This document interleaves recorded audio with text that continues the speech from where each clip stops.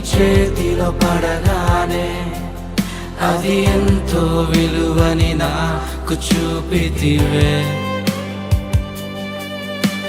జీవమే లేని నాలోని జీవమును నింపుటకు నీ జీవితాన్నే తారబోసితివే. నీది శాశ్వత